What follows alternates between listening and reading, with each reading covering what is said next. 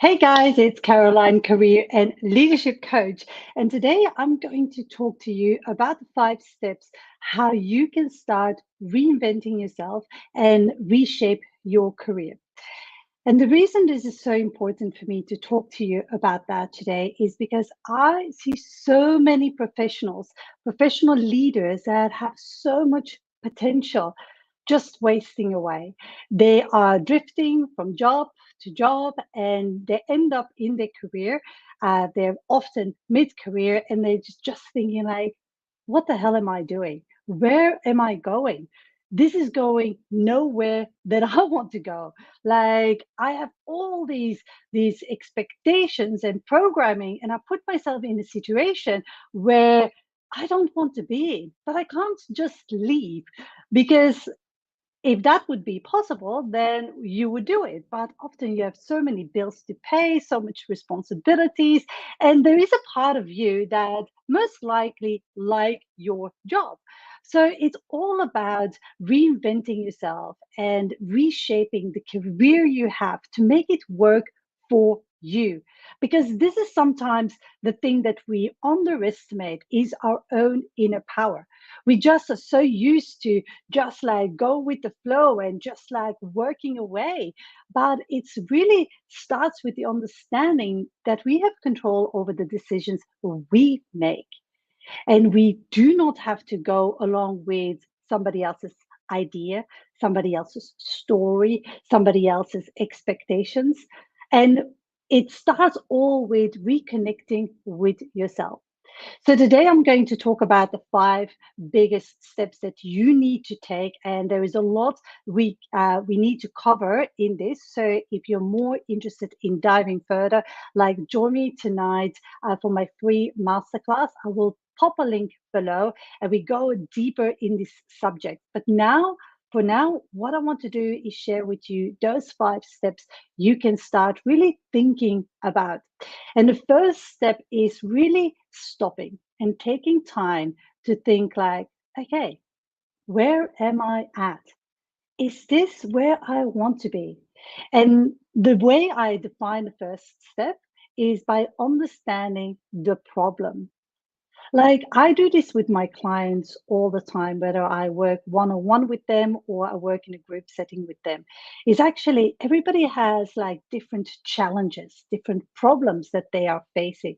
And one of the things we need to start doing is stop, take stock, assess, really understand where it's all going and what really the core problem is. Because you can't get a solution if you don't understand the problem. This madness, but this is what we do all the time with ourselves. It's like we try to do the tactical things, the strategies in our career, the professional development, updating our LinkedIn profile, the reading all the personal development books. But it goes even deeper than that. And the first step is understanding the problem.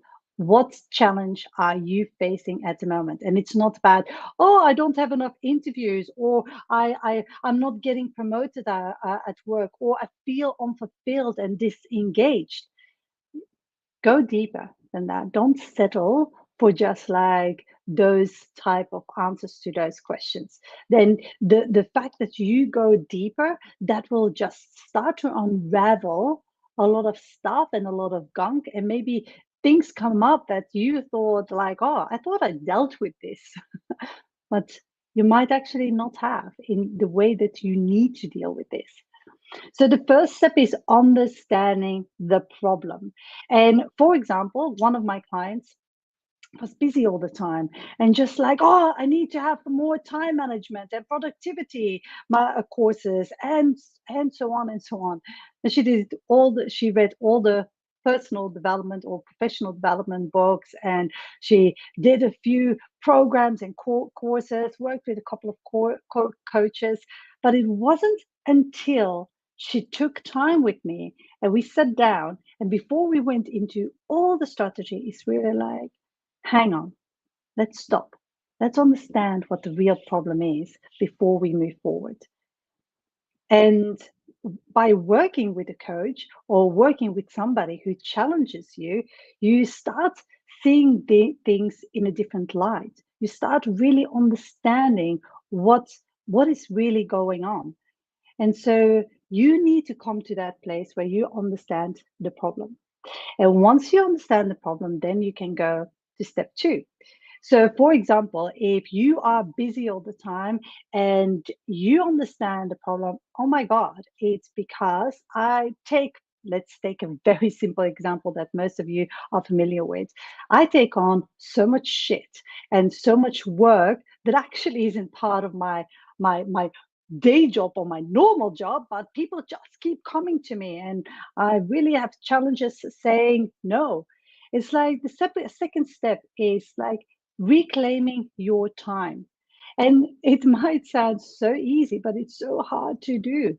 It's like, okay, first of all, before even thinking about how you're going to do that, just look at like your calendar and take highlighters and highlight all the things that are in your calendar that actually you shouldn't be doing.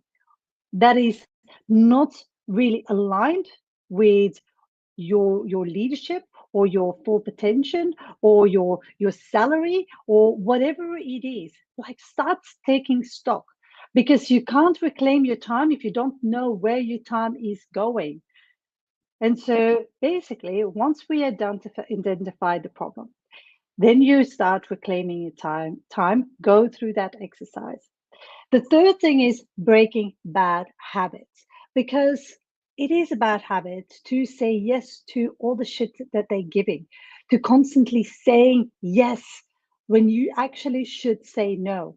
And I know it can be challenging to be very assertive in certain situations because, like, there's a difference. Or you're passive or you're aggressive. You don't want to be aggressive. So most people go to the passive unless they're triggered, then they become really aggressive. So, but the middle way is the way to go, being assertive. And how can you be assertive?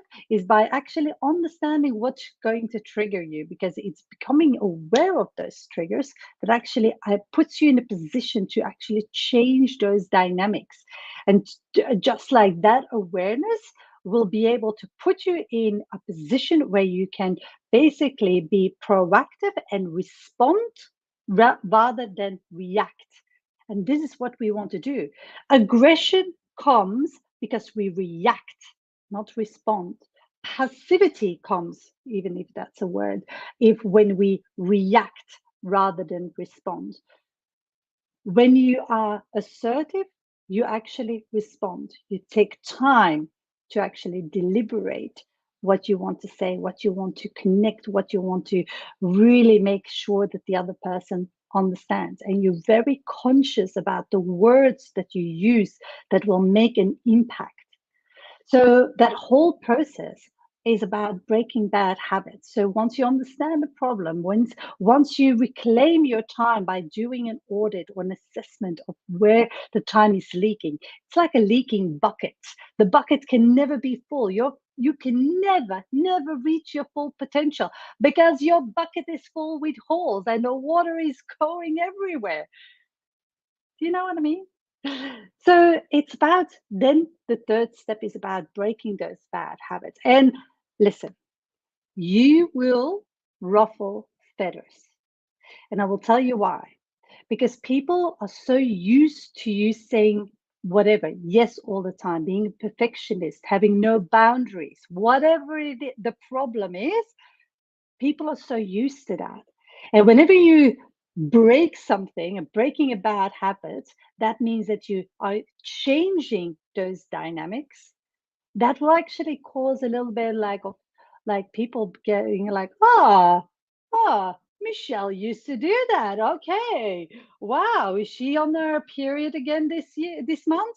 Or like, oh my God, Mark actually just got like a little bit like his ego is going to his head because he used to do that. It's like right now, it is your chance to breaking a bad habit and rest assured and accept that you will ruffle feathers, and that is okay.